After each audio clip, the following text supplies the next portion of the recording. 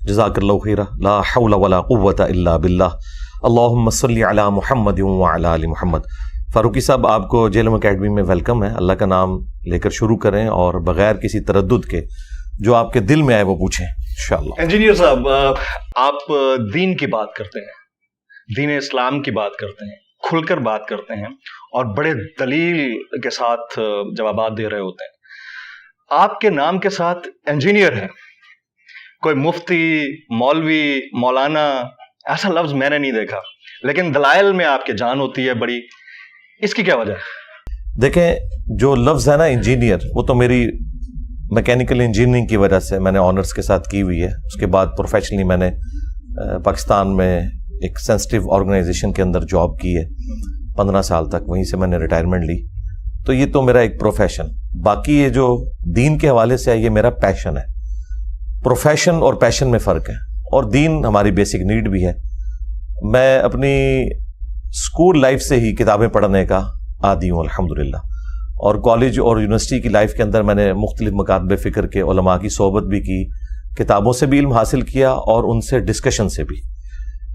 لیکن چونکہ آپ کو پتہ ہے کہ پوری دنیا کے اندر جو علماء والا معاملہ ہے یہ ایک علیحدہ سے لائن ہے جس میں آپ کسی خاص، جب تک مدرسے سے فارغ نہ ہو تو آپ اتھرائز نہیں اپنے ساتھ کوئی مفتی لکھنے کے یا مولانا یا آیت اللہ، یہ مختلف قسم کی ٹرمنالوجیز یوز ہوتی ہیں.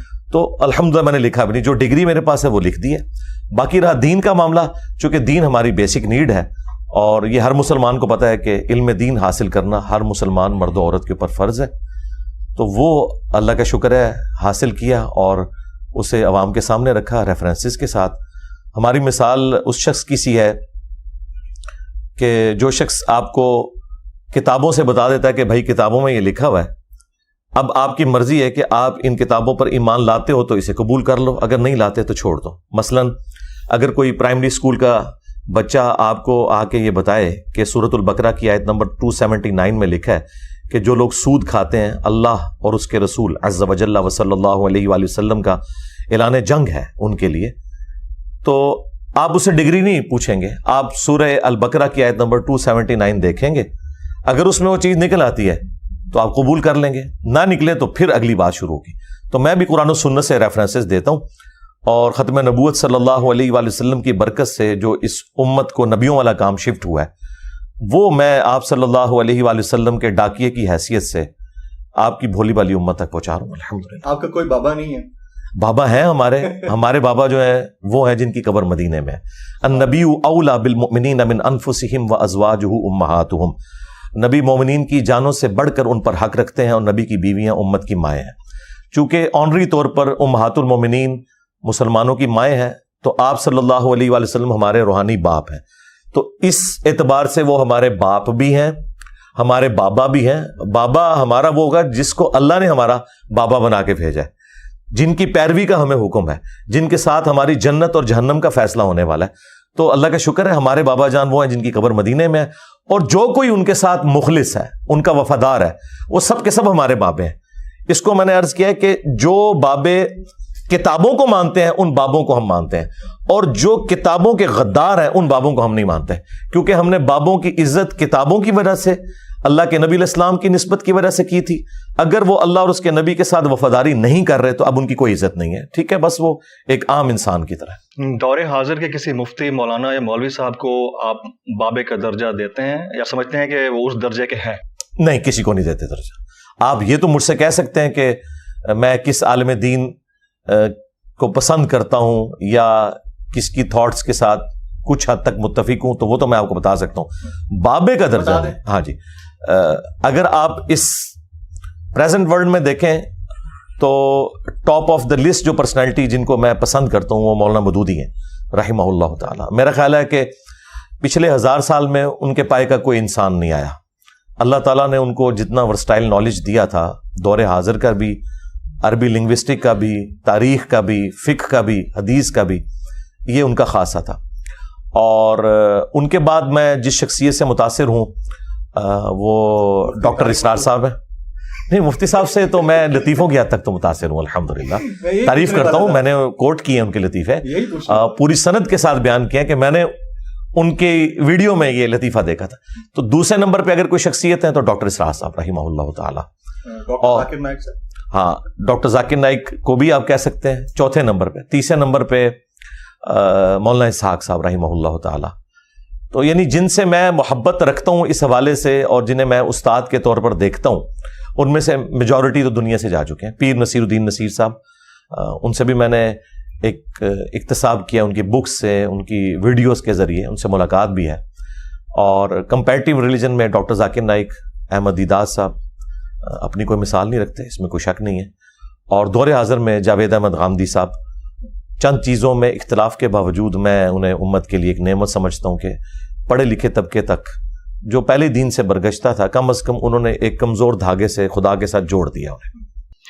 مفتی طارق مسعود صاحب اپنے بیانات میں بار بار ایک ہی بات کہہ رہے ہیں, اور ہم اکثر ان کی ویڈیوز میں وہ بات سنتے ہیں. وہ کہتے ہیں کہ انجینئر مرزا بھگوڑا ہے. یہ بات ان سے پوچھنی چاہیے انفیکٹ, لیکن آپ سے اس لیے پوچھ رہا ہوں کہ کاؤنٹر آرگومنٹ تو آپ نے دینا ہے. ایسی بات وہ کیوں کر رہے ہیں؟ نہیں, اب نہیں کر رہے, پہلے کرتے تھے. اب یہ ایشو ریزالو ہو چکا ہے. ریزالو ہو گیا؟ جی جی, کافی عرصہ ہو چکے ہیں, آلموسٹ اس کو آپ سمجھ لیں 1 سال ہو چکا ہے ریزالو ہوئے. وہ جو جیل میں آئے تھے ہماری دعوت پہ آئے تھے, لیکن ہم نے دعوت دی تھی جس طرح آپ کو سنڈے کو دعوت دی ہے. اللہ کا شکر ہے کہ آپ اس طریقے سے ہیں جس طرح آنا چاہیے.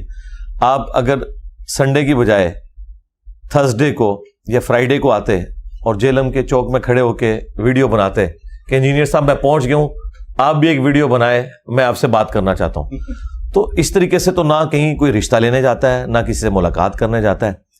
تو وہ چونکہ اس طریقے سے آئے تھے اس لیے ملاقات نہیں ہو سکی. باقی اللہ کا شکر ہے انہوں نے جو اپنا پوائنٹ آف ویو تھا میرے حوالے سے وہ انہوں نے ویڈیو میں بیان کیا, میں نے اسے ریبٹل کر دیا 2 گھنٹے کی ویڈیو بنا کے کہ یہ ریزرویشنز ہیں ہماری, اب پبلک فیصلہ کرے کہ یہ آپ کے دلائل ہیں, یہ ہمارے دلائل ہیں. تو وہ ایشو الحمدللہ ریزالو ہو گیا. اچھا, یہ تو ایک مکتبہ فکر جن کو اب لوگ ہم بھی تو اس کو ریئلائز کرتے ہیں نا کہ تفرقے کی بات نہیں ہونی چاہیے. ایک اور صاحب ہیں ڈاکٹر سلمان مصباحی صاحب, انہوں نے حال ہی میں ایک تقریر کی اپنے پیر طریقت کے ساتھ بیٹھ کر, اور اس تقریر میں انہوں نے جو الفاظ استعمال کیے یقیناً وہ کلپس آپ تک پہنچے ہوں گے. جی جی, گالیاں دی انہوں نے, جی باقاعدہ کافر بھی کہا. مجھے گالیوں سے اتنا دکھ نہیں ہوا کیونکہ گالیاں تو علماء میں عموماً دی جاتی ہیں, ان کو عادت ہوتی ہے اسٹوڈنٹس کو, مریدوں کو گالیاں نکالنے کی, یہ ان کا تقیہ کلام ہے, اس میں تو میں بینیفٹ آف ڈاؤٹ دے سکتا ہوں.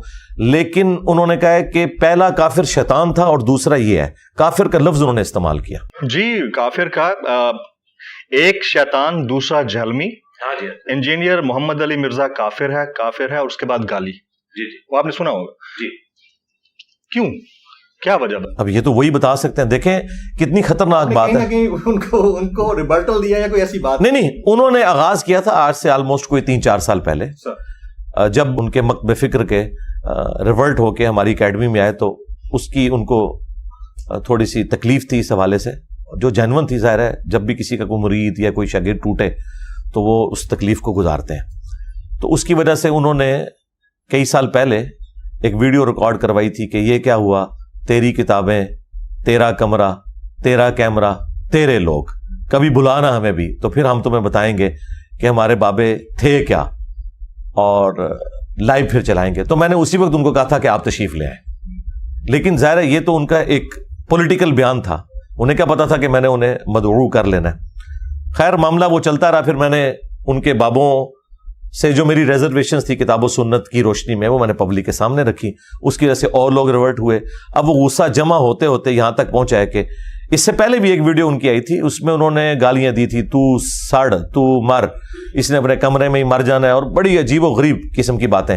حالانکہ یہ صوفی ہونے کے دعوے دار ہیں اور نرم مزاجی صوفیاء کا ایک طور امتیاز رہا ہے. ہمیں ان سے لاکھ اختلاف, لیکن یہ ان کی ایک پازیٹیو چیز ہے. لیکن انہوں نے وہ بھی بالائے طاق رکھ دی. اور اس میں دیکھیں انہوں نے کتنا خطرناک کھیل کھیلا ہے. انہوں نے یہ کہا ہے کہ پہلا شخص جس نے بابے کا انکار کیا تھا وہ شیطان ہے اور دوسرا انجینئر ہے.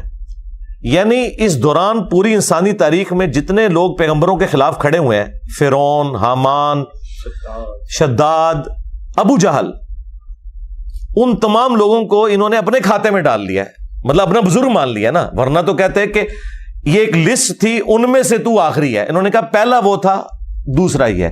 تو تو میں نے عرض کی تھی کہ بھائی ہم نے پیغمبر سے کوئی ٹکر نہیں لی ہے, ہم تو پیغمبر کی فیور میں آپ کے بابوں سے ٹکر لے رہے ہیں کہ آپ کے بابوں کی کتابوں کے اندر چشتی رسول اللہ, تھانوی رسول اللہ, اس طرح کی چیزیں ہیں, آپ لوگ مناظروں میں ان چیزوں کا دفاع کرتے ہیں. اپنی کتابوں سے نبی علیہ السلام کی شان میں جو یہ گستاخیاں ہوئی ہیں, کشف المحجوب میں, تذکرۃ الاولیاء کے اندر, حشد بہشت میں, سبع سنابل میں, یہ آپ نکالیں, ہمارا آپ کا جھگڑا ختم ہو جائے گا.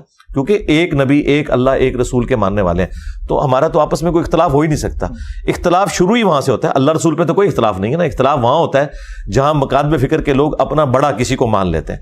تو وہ ان سے میں نے بڑے احترام کے ساتھ ڈسکشن کی تھی ویڈیو کے اندر, لیکن چونکہ ان کو غصہ ہی بہت تھا تو انہوں نے پھر اس طریقے سے نکالا.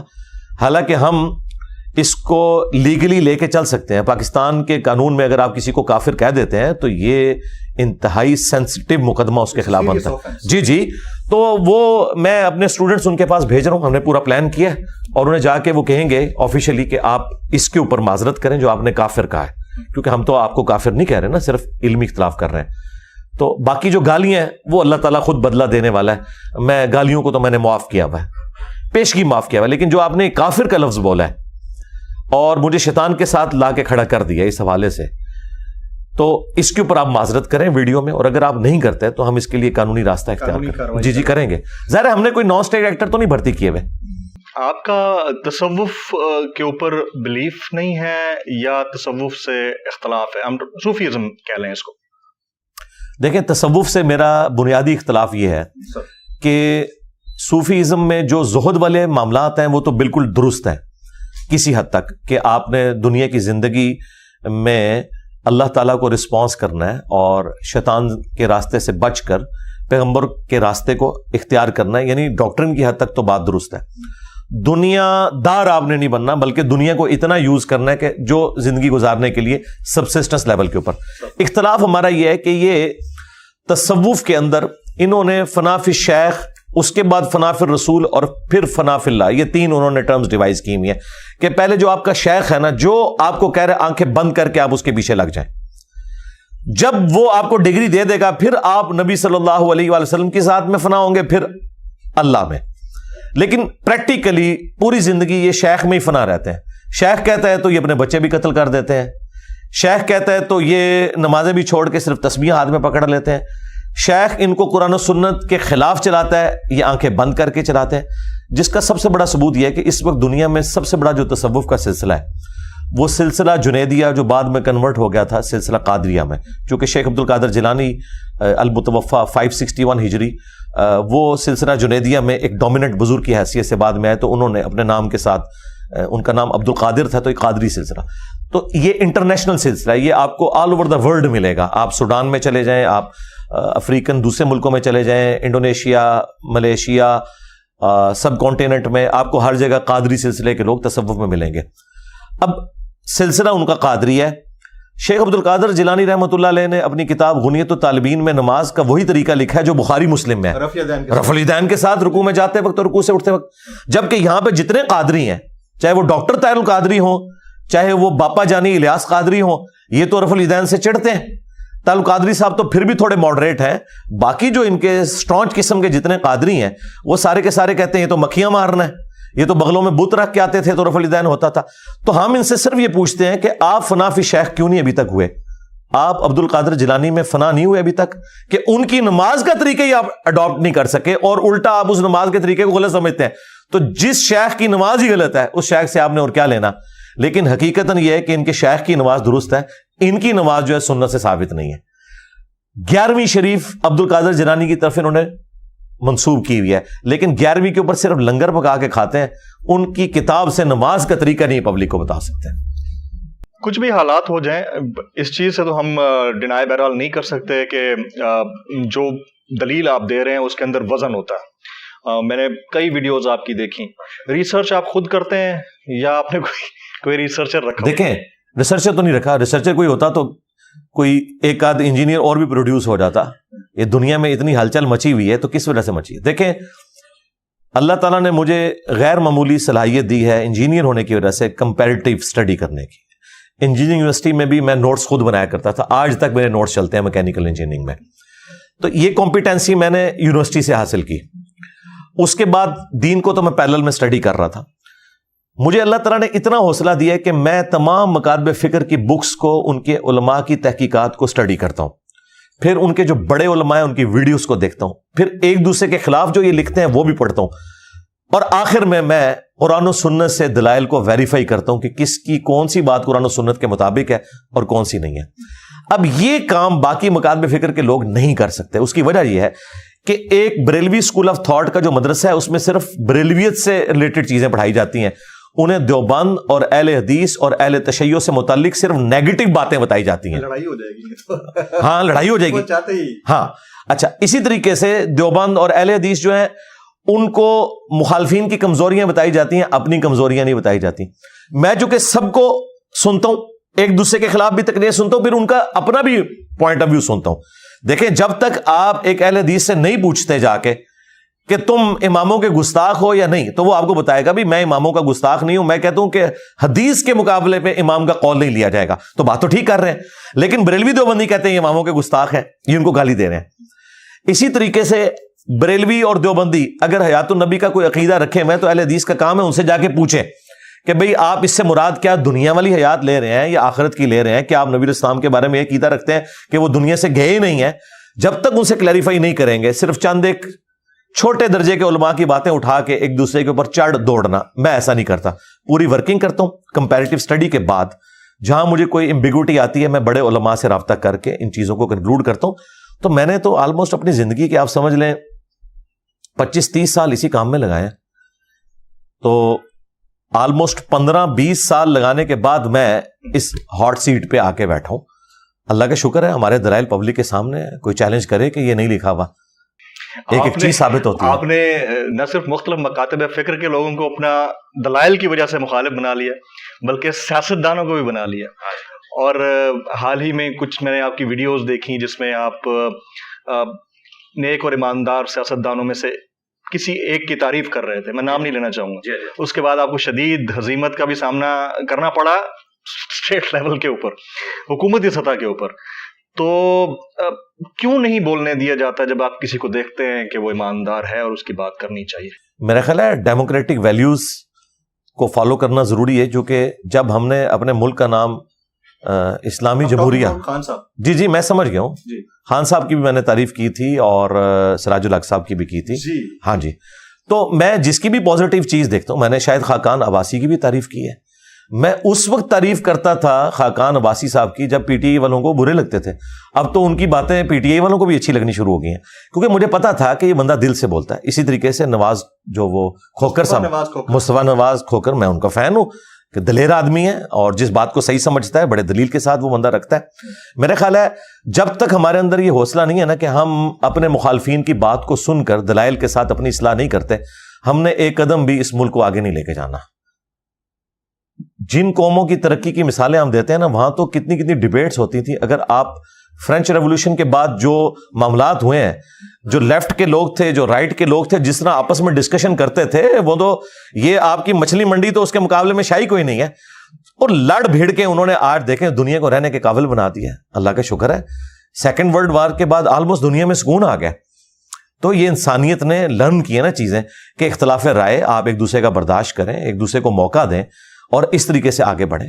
جب آپ ایک طرف کہتے ہیں کہ جی ہم نے اے پولیٹیکل ہونا ہے، تو جب کوئی شخص آپ کو اے پولیٹیکل ہونے کا کہتا ہے اور یہ کہتا ہے کہ بھائی جب آپ نہیں تھے تو اس کی وجہ سے ہم نے نقصان اٹھایا، تو اس کو گالی نہیں سمجھنا چاہیے۔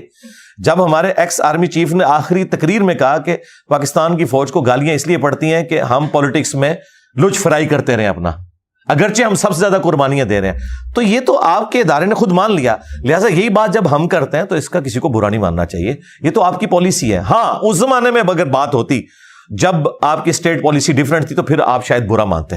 تو میں ابھی بھی یہ کہتا ہوں کہ جن لوگوں نے اس زمانے میں، جس طرح جاوید احمد غامدی صاحب تھے، انہوں نے اس زمانے میں یہ آواز بلند کی تھی کہ آپ لوگ سیاست سے اپنے آپ کو الگ کریں۔ اسی طریقے سے صحافیوں میں نجم سیٹھی صاحب اور حامد میر صاحب اور اس طرح باقی جو بڑے صحافی ہیں جو اس وقت یہ باتیں کرتے تھے اور غدار وطن کا فتویٰ لگتا تھا، تو میرا خیال ہے ان سارے لوگوں سے معافیاں مانگنی چاہیے کہ آپ لوگ ہمیں صحیح کہتے تھے۔ اچھا، اب اس سے پہلے کہ میں بڑے امپورٹنٹ کوسچنز کی طرف جاؤں، کیونکہ وہ فقہی مسئلے ہیں اور لوگوں نے مجھ سے براہ راست رابطہ کر کے وہ کہا ہے کہ ان کے جوابات لینے، میں 3-4 सियासतदानों का नाम ले देता हूं, मुझे बताइए कि इनमें से बेहतर आपको कौन लगते हैं?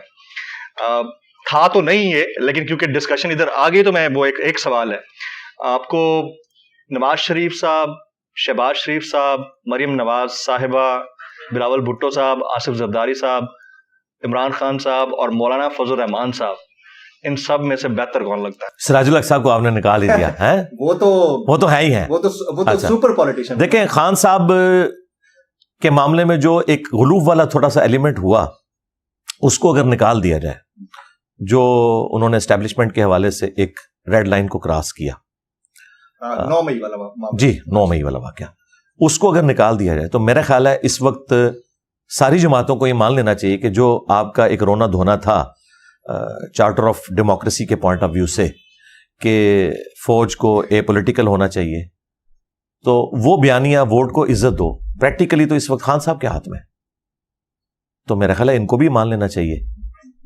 तो मैं बस इतनी बात कर सकता हूँ। Very right. अब जरा थोड़ा सा टेक्निकल इस्लामिक क्वेश्चंस की तरफ आते हैं। मैंने आपकी एक वीडियो में देखा था, आपने कहा कि अगर कोई चांद पे हो और उसको वहां नमाज पढ़ने का मौका मिले तो उसका किबला किस तरफ होना चाहिए, तो आप सीधा जमीन की तरफ देखिए। देखिए, आप मेरी रिसर्च भी देख लीजिए, मैं कितना आपको फॉलो करता हूँ, तो सीधा जमीन की तरफ देखिए, आपका किबला वही है। अब अगर किसी ने चांद के ऊपर रिहाइश इख्तियार कर ली है, चांद के ऊपर प्लॉट्स बिक रहे हैं, लोग वहां रहना शुरू हो गए हैं, और चांद के ऊपर रमजान मुबारक आ गया है, चांद के ऊपर आपने रोजे मुकम्मल कर लिए हैं, अब ईद का चांद देखना है तो क्या किया जाए? पहली तो बात यह है कि सबसे पहले हमारे मुल्क के जो प्रॉपर्टी डीलर्स हैं, जी प्रॉपर्टी डीलर्स जितने हैं ना, सबसे पहले तो ये वहां पहुंचेंगे। वैसे मैं आपको बताऊं, ये पॉसिबल भी है। हाँ, इस वक्त ये भी जो इंडिया वालों ने अपना मिशन भेजा है, उन्होंने जो वहां की जो रिपोर्ट दी है उसके मुताबिक चांद की सरफेस के ऊपर जो पत्थर है ना, अगर उनमें से ऑक्सीजन को रिट्रीव किया जाए तो 8 अरब इंसानों के लिए 1000 साल की ऑक्सीजन मौजूद है। 1000 साल तक, इस वक्त जितने लोग हैं ना, ये 1000 साल तक कम से कम चांद पे रह सकते हैं, लेकिन वो अगर हासिल कर ली जाए। ईद कैसे मनाएं? हाँ जी, ईद तो मेरे भाई यहां पे भी एक नहीं हो रही है, तो मेरा ख्याल है कि जिसका दिल करे सऊदीया के साथ कर ले, जिसका दिल करे पाकिस्तान के साथ कर ले। फिर सैटेलाइट से कनेक्शन होगा और सऊदीया वालों से राब्ता किया जाएगा तो चांद जाहिर है उसके लिए देखें, जो मरकजी पॉइंट है वो तो जमीन ही है ना, चांद को देखने के पॉइंट ऑफ व्यू से, तो जाहिर है कि उसी चीज को फॉलो किया जाए। जब इंसान चांद पे पहुंच जाएगा तो उसका जमीन के साथ भी रिश्ता रहेगा। अभी देखें, मैंने जो उसमें एक और बात की थी कि सही मुस्लिम में हदीस है कि जब दज्जाल दुनिया में आएगा तो पहला साल 1 साल का दिन होगा, दूसरा दिन 1 महीने का, तीसरा 1 हफ्ते का, और उसके बाद नॉर्मल दिन। तो साहबा इकराम ने कहा कि हम नमाजों का क्या करेंगे, तो आपने फरमाया तुम उस एतबार से उसे काउंटिंग कर लेना, उसको शुमार कर लेना। अब उस जमाने में तो लोग शुमार नहीं कर सकते थे, इस जमाने की जरूरत थी, तो अब शुमार है। 24 घंटे के दिन रात वाला मामला वहां पे चल रहा है। अगरचे सूरज उफक के लांग चलता है 6 महीने तक, लेकिन दिन रात उन्होंने उस एतबार से डिवाइड किए हुए हैं। आप इशा की नमाज भी सूरज निकली हुई हालत में पढ़ रहे होते हैं, तो उसके लिए जो स्टैंडर्ड है वो तो ग्रीनविच टाइम से लिया हुआ है ना, तो ठीक है, जमीन ही स्टैंडर्ड होगी, जमीन को स्टैंडर्ड माना जाए और इस एतबार से ईद का। अच्छा, चंद्रयान के चांद पर पहुंचने के बाद चांद इतना पाक है कि ईद के लिए देखा जा सके। ये अफगान टिकटॉकर है जनरल मुबीन, ये कल उनका स्टेटमेंट है कि इंडिया, वो अजराह तफन्नुन उन्होंने कहा होगा, लेकिन कहा है कि इंडिया का चंद्रयान वहां पहुंच गया, उन्होंने तरपाल डाल ली और हम मुसलमान अब हिंदुओं को देखते रहे और उसको देख के, अब चांद को देख के ईद मनाएं, तो कैसा? नहीं, ये तो जज्बाती बात है। मेरा ख्याल इस तरह की बात नहीं करनी चाहिए और हमें अप्रिशिएट करना चाहिए। मैं तो बहुत खुश हूं जी, मैं खुश हूं इस एतबार से कि शुक्र है कि सब कॉन्टिनेंट के लोगों ने, जो दुनिया को किसी जमाने में लीड करते थे, सोने की चिड़िया थी ये जगह, गोरे हमारे बाद आके ईस्ट इंडिया कंपनी बना के हमसे सब कुछ हथिया के हमें पीछे छोड़ के, तो मुझे तो खुशी है। इंडिया की तरक्की में पाकिस्तान की तरक्की भी है, ये पूरा रीजन तरक्की करेगा। देखें, इंडिया और चाइना की आपस में कितनी दुश्मनी है, लेकिन सैकड़ों बल्कि हजारों बिलियंस ऑफ डॉलर्स की उनके आपस में ट्रेड होती है दुश्मनी के बावजूद, और हम अभी तक जज्बाती डॉक्ट्रिन को लेकर चल रहे हैं। मैं बिल्कुल इस हक में नहीं हूं कि इंडिया पाकिस्तान की कोई जंग हो, लड़ाई हो, दोनों गरीब मुल्क हैं, एक दूसरे को मार बैठेंगे। हमें अपनी इकोनॉमी को दुरुस्त करना चाहिए। अगर चाइना ने 90% लोग 30 साल के अंदर पॉवर्टी लाइन से ऊपर ले लिए, तो हम नहीं अपने लोगों को ऊपर ला सकते, हम तो नीचे ही नीचे जा रहे हैं। ये یہ بہت افسوسناک بات ہے. افسوسناک. اب ذرا آتے ہیں نجم سیٹھی صاحب کے صاحبزادے, ان سے منسوب ایک خبر کچھ دن پہلے چلی. علی سیٹھی نام ہے ان کا, اور خبر یہ تھی کہ انہوں نے اپنی پسند کے مطابق مبینہ طور پر اپنی ہی ٹیم کے ایک بندے سے شادی کر لی ہے. ہم جنس پرستی سے متعلق دین کیا کہتا ہے, جو کہ بہت خطرناک حد تک انکلکیٹ کرتی جا رہی ہے سوسائٹی میں؟ دیکھیں اب یہ جو خبر ہے نا, اس کے ساتھ تو میں جواب کو ریلیٹ نہیں کر سکتا کیونکہ میرے پاس کوئی اتھینٹسٹی نہیں ہے. میں نے اسی لیے مبینہ, ہاں جی, مبینہ یعنی بیان کی گئی. تو اس سے ہٹ کے میں بات کر لیتا ہوں. اسلام میں جن چیزوں کے اوپر اتفاق رائے ہے, اجماع ہے, ان میں سے ایک چیز یہ ہومو سیکچولیٹی کے پوائنٹ آف ویو سے ہے کہ یہ حرام ہے.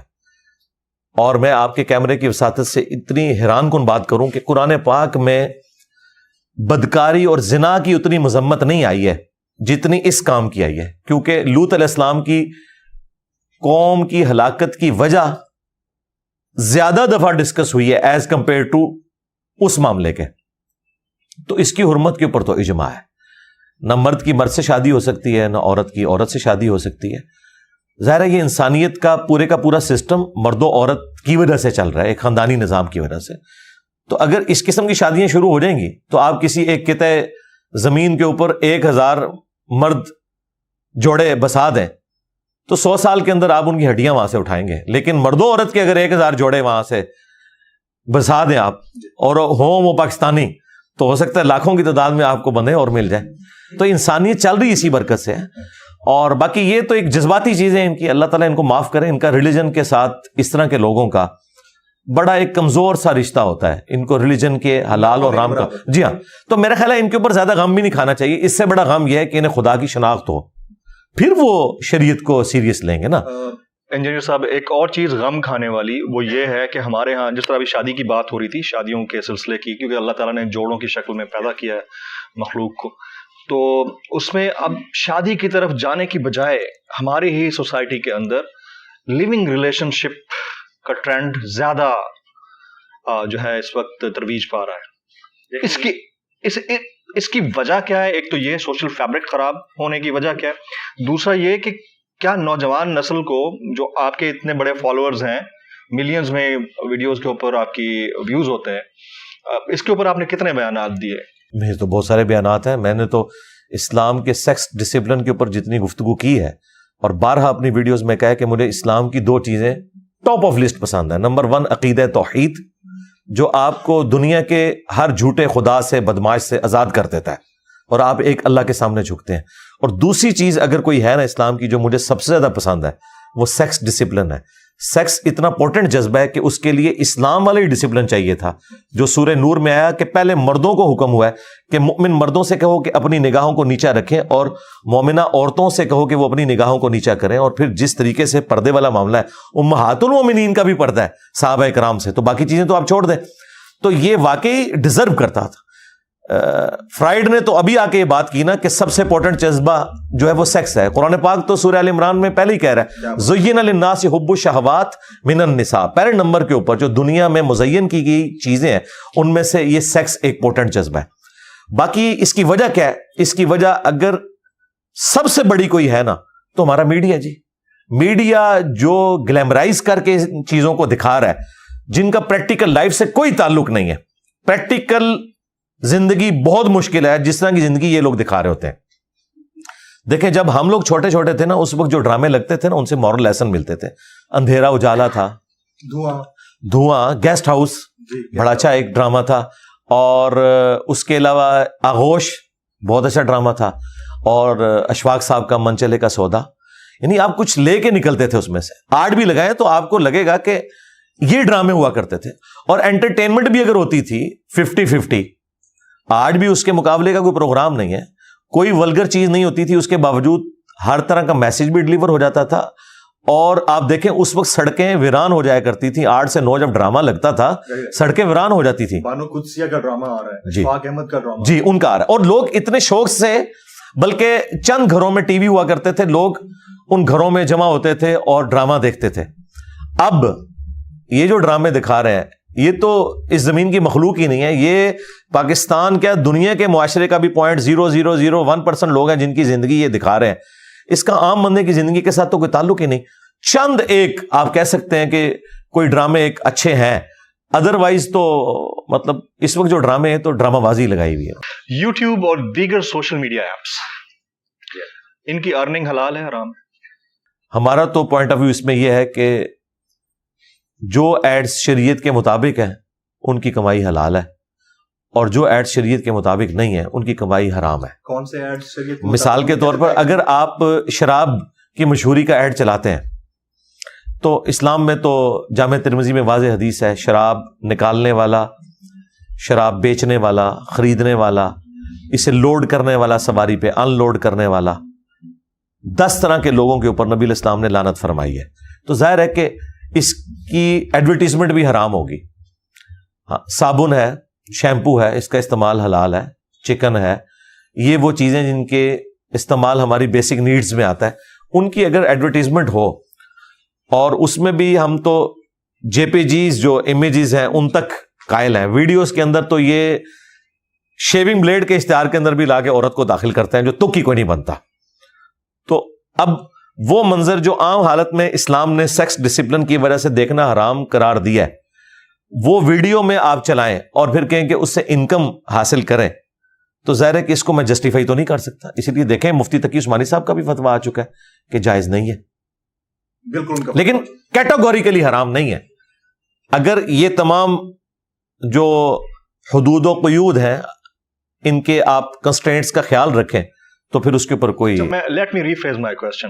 ایک تو ہے اس کی کمائی، ایک ہے اس سسٹم کے اندر رہتے ہوئے ان ایپس کے اوپر موجود رہنا، کیا وہ موجودگی پاک ہے یا ناپاک ہے؟ نہیں، موجودگی تو رکھیں گے۔ دیکھیں، چھری سے بندہ بھی مار سکتے ہیں، سبزی بھی کاٹ سکتے ہیں، چھری کو آپ کیسے حرام کہہ سکتے ہیں اس کی خرید و فروخت کو؟ اسی طریقے سے جو آپ کے گیجٹس ہیں ان کا استعمال پازیٹیو بھی ہے، نیگیٹو بھی ہے۔ آپ اس طرح کیٹاگوریکلی تو نہیں کہہ سکتے کہ چونکہ زیادہ نیگیٹو استعمال ہے تو حرام ہو جائے گا۔ شریعت میں کسی چیز کو حرام کہنے کے لیے آپ کے پاس محکم دلائل چاہیے۔ دیکھ لیں ہمارے علماء کل تک ویڈیو کیمرے کو حرام کہتے تھے، پھر آہستہ آہستہ انہوں نے کہا نہیں بہتر ہے بچیں لیکن حرام نہیں ہے، پھر انہوں نے کہا کہ مباح ہے، نہ گناہ ہے نہ ثواب ہے، پھر آہستہ آہستہ کہا نہیں اگر استعمال کریں تو یہ صدقہ جاریہ آنے والی نسلوں کے لیے کہ آپ کی ویڈیوز ریکارڈ ہوں گی، اور آج کہہ رہے ہیں واجب اور فرض ہے، اس کے بغیر یہ سٹارٹ ہی نہیں ہوتے، اور اپنے ٹی وی چینلز بنا لیے ہیں ان لوگوں نے۔ اب دیکھیں یہ جو الیاس قادری صاحب ہیں مدنی چینل والے، ہمارے ایکس مرشد رہے ہیں، ہم جب اسٹوڈنٹ لائف میں تھے تو ہمارے جتنے سینئرز تھے انہوں نے اپنے گھروں میں ٹی وی توڑ دیے تھے ہاکیاں مار کے کہ یہ نبی الاسلام کا دشمن ہے۔ آج ان کے مدنی مراکز کے اندر بڑی بڑی LEDs لگی ہوئی ہیں۔ جی ہاں، تو میں نے پھر یہ ریکویسٹ کی تھی کہ آپ اپنے ماننے والوں کو بتائیں کہ جو نبی الاسلام کا دشمن تھا اب اس کی نبی سے دوستی ہو چکی ہے اتنی کہ وہ ہماری مسجد میں آ گیا، یہ بتائیں۔ ایک کتابچہ ویسے انہوں نے لکھا، جی ایک کتابچہ انہوں نے لکھا کہ میں پہلے ویڈیو کیمرے والے معاملے کو حرام سمجھتا تھا لیکن اب جائز سمجھتا ہوں، یہ انہوں کی ایک نیکی ہے کہ انہوں نے کی ہے، لیکن اسے ذرا کھول کر بیان کرنا چاہیے تھا کہ جو آپ پرانے خواب بیان کیا کرتے تھے کہ جی ٹی وی جب گھر سے نکالا تو نبی الاسلام کی زیارت ہوگی، تو آپ نے تو مسجد میں لا کے ٹی وی داخل کر دی ہے، وہ پھر خواب جھوٹے تھے یا آپ اب جھوٹے ہو چکے ہیں؟ سر کیونکہ اب مدنی چینل کی بات ہو رہی ہے اور اسی مکتبہ فکر کی بات ہو رہی ہے، تو ایک تراشہ آج کل بڑا وائرل ہو رہا ہے اور اس تراشے کے اوپر لکھا ہوا ہے پیٹرول میں برکت کا روحانی علاج، سورۃ الکوثر 7 بار پڑھ کر موٹر سائیکل کی ٹنکی کے اوپر دم کریں، انشاءاللہ عز و جل پیٹرول میں برکت ہوگی اور آپ لمبا سفر طے کریں گے۔ اس کے اوپر آپ کے کامنٹس؟ اس پہ میرے کامنٹس یہ ہیں کہ اسی قسم کی حرکتوں نے ہماری ینگ جنریشن کو دین سے برگشتہ کر دیا ہے، وہ دین کا مذاق اڑا رہے ہیں، کیونکہ یہ لوگ دینی پیشوا ہیں، یہ اس کو دین بنا کے پیش کر رہے ہیں۔ یہ بالکل ایسا نہیں ہے، نہ ایسا ہونا ہے، ورنہ گورا تو آپ کے پاس آ جائے گا، وہ کہے گا کہ بھائی یہ دیکھو یہ موٹر بائک ہے جو 1 لیٹر میں چلی تھی 50 کلومیٹر، اب میں یہ تمہارے والا جو وظیفہ ہے 500 کلومیٹر کر رہی ہے، ہاں جی، اس کو تمہارے بابا جان نہیں کریں، یہ نہ ہو کہ ہم کریں تو پھر کہیں کہ نہیں زبان میں تاثیر نہیں ہے۔ To cut the story short, میں کہتا ہوں کہ باپا جانی ہی اس کے اوپر وہ دم کر دیں، تاکہ کل کو اگلا بہانہ آپ یہ نہ بناؤ کہ جی آپ کی زبان میں تاثیر نہیں ہے، وہ کوئی بندہ اس طرح کا ہو جس کی زبان میں تاثیر ہو تو وہ پھر باپا جانی خود ہے، تو وہ کر کے بتائیں۔ ان کا حال یہ ہے کہ ان کے ایک مرید، اس بچارے کا موبائل خراب ہو گیا جس کے اوپر وہ چارجنگ والا جو سگنل تھا وہ بار بار یوں حرکت کر رہا تھا. وہ اکثر موبائل میں وہ ایرر آ جاتا ہے. وہ کہتا ہے جی باپا جانی سے جب سے ہو کے آئے ہوں تو مسلسل بغیر چارجر کے یہ چارج ہو رہا ہے, اور اس کی ویڈیو بھی وائرل ہو گئی. تو یہ لوگ میرا خیال ہے کہ اسلام کے لیے ایک بدنامی کا باعث بنے ہوئے ہیں. اسی لیے پھر ان واقعات کے اوپر میمز بنتی ہیں, اور اتنی غیر ذمہ داری کا یہ لوگ ثبوت دیتے ہیں. یہی باپا جانی اپنی ایک ویڈیو میں بتا رہے تھے کہ ہمارے ایک مفتی صاحب جو فوت ہوئے, ان کے مدرسے کے ان کے مرید تھے, ان کی قبر پہ کچھ لوگ حاضر ہوئے تو اندر سے نماز پڑھنے کی قرات کی آواز سنائی دے رہی تھی, اور ظہر کا وقت تھا. سارے لوگ سامنے بیٹھے ہوئے کہہ رہے ہیں سبحان اللہ. زور کے وقت تو قرات نہیں ہوتی, یہ آپ کو بھی پتا ہے. اب دیکھیں زور کے وقت تو سائلنٹ رہتا ہے. جی سائلنٹ ہوتا ہے اور آہستہ آواز میں ہوتا ہے. اب اگر قبر کے اندر سے قرات کی آواز باہر آ رہی ہے اور وہ بندہ ظہر بول رہا ہے تو اس کا مطلب ہے جھوٹ پکڑا گیا, واقعی جھوٹ ہے, اور لوگ کہہ رہے ہیں سبحان اللہ. یعنی کم از کم اسے مغرب عشاء کرتے, کم از کم جھوٹ تو طریقے سے سلیقے سے بولا کریں. اس سچویشن میں وہ لوگ جن کی ویڈیوز بڑی وائرل ہوتی ہیں, ایک تو ہاتھوں کو چومنا, مزار کے اوپر جا کر سجدہ کرنا, اس کے بعد پھونک مار کے کھڑا کر دینا, اور پھونک مار کے کرنٹ لگا کے گرا دینا. یہ کیا ہے؟ یہ وہی ہے جو ڈیوڈ کاپر فیلڈ کرتا ہے, ایلوژن ہے. ہاں جی ظاہر ہے ان کے اپنے لوگ ہیں یہ جو منہ سے بلیڈ نکال رہے ہیں, اور جی جن پڑے ہوئے بندے کو اور وہ ٹھیک ہو جاتا ہے. یہ سب کے سب ایکٹر ہیں. مجھے بتائیں David Copperfield statue of Liberty اس نے غائب نہیں کیا, کیمرے کے اندر کیا. پورا ایک بوئنگ 747 غائب کر دیا, پوری ٹرین غائب کر دی, دیواریں چین میں ایک طرف سے داخل ہوا دوسری طرف سے نکل گیا. ٹھیک ہے, ایک بندے کے 2 ٹکڑے کر دیے بعد میں جوڑ دیے. سب کا سب کیمرے کا کمال, نظر کا دھوکہ. یہاں پہ بھی یہی کچھ ہو رہا ہے. یہ اس قسم کی جو چیزیں ہیں نا, یہ اسلام کی بدنامی کا باعث بن رہی ہیں. اگر یہ لوگ سمجھتے ہیں کچھ کر کے دکھا سکتے ہیں تو میں نے ایک چھوٹی سی ڈیمانڈ رکھی ہے ان کے لیے. خود ان کے جو بڑے بزرگ ہیں خادم رضوی صاحب, وہ کہا کرتے تھے کہ امام مالک کا قول ہے کہ امت مر جائے اس سے پہلے کہ نبی الاسلام کی گستاخیاں ہو رہی ہیں اور وہ اسے روک نہیں پا رہی. تو میں نے کہا تھا بابا جی آپ تو کہتے ہیں کہ دنیا میں بزرگوں کی ڈیوٹی لگی ہوئی ہے, تو آپ کے بزرگ کیوں نہیں مر جاتے جن کی ڈیوٹی ہے کہ وہ یوٹیوب سے نبی الاسلام کی شان میں جو گستاخانہ ویڈیوز ہیں وہ کیوں نہیں ڈیلیٹ کروا دیتے؟ امت کیا وہ امت ہی نہیں ہے؟ انہوں نے اپنے نبی کا کلمہ نہیں پڑھا ہوا, یا وہ اپنے نبی کے غدار ہیں؟ اور ان کی تو سب سے بڑی ڈیوٹی ہے کیونکہ وہ ڈرائیونگ پوسٹ پہ بیٹھے ہوئے ہیں. اگر وہ کچھ نہیں کر سک رہے تو اس کا مطلب ہے آپ جھوٹ بول رہے ہیں. یہ بزرگ اڑتے ہیں, چھوڑ دیں. میں نے کہا تھا مینار پاکستان سے ان بزرگوں کو نیچے پھینکتے ہیں, یہ اڑ کے بتائیں. کوئی نہیں اڑ سکتا. اسٹیچو آف لبرٹی کو ادھر لے آئیں. جی یہ کچھ نہیں, یا اسٹیچو آف لبرٹی کو مارگلا ہلز پہ لا کے رکھیں, انشاءاللہ ہمارے پرائم منسٹر بھی, آرمی چیف بھی ان کی بیعت کر لیں. اچھا جہاں تک وہ سجدے کا تعلق ہے تو اس میں یاد رکھیے گا کسی بھی مکتبہ فکر کے نزدیک یہ جائز نہیں ہے کہ آپ کسی قبر پہ سجدہ کریں. مزارات پہ جانے کے اعتبار سے اختلاف ضرور موجود ہے, لیکن سجدے کا کوئی بھی نہیں کہتا. اب مزارات پہ جو جانے والے لوگ ہیں انہیں بھی یہ معلوم ہے کہ ہم نے اس صاحب مزار کے لیے دعا کرنی ہے, یا زیادہ سے زیادہ کوئی معاملہ تھا تو وسیلہ اور توسل کا تھا کہ اللہ تعالیٰ کے حضور ان کا وسیلہ پیش کیا جائے. ہم تو اس کے بھی قائل نہیں ہیں, لیکن اگر کوئی یہ بھی کرتا ہے تو اس کے اوپر کوئی ہم شرعی فتویٰ نہیں لگاتے. ہم یہ بتاتے ہیں کہ یہ خلاف سنت ہے طریقہ. آپ نے اللہ سے ڈائریکٹ مانگنا ہے, ہاں حمد اور دروشی پڑھ کے مانگنا ہے, لیکن صاحب مزار سے مانگنا یہ تو صراحتاً شرک ہے. ایاک نعبد و ایاک نستعین کی وائلیشن ہے. بالکل قرآن و سنت اس کو سپورٹ نہیں کرتے. اسلام تو ہے ہی دین توحید ہے.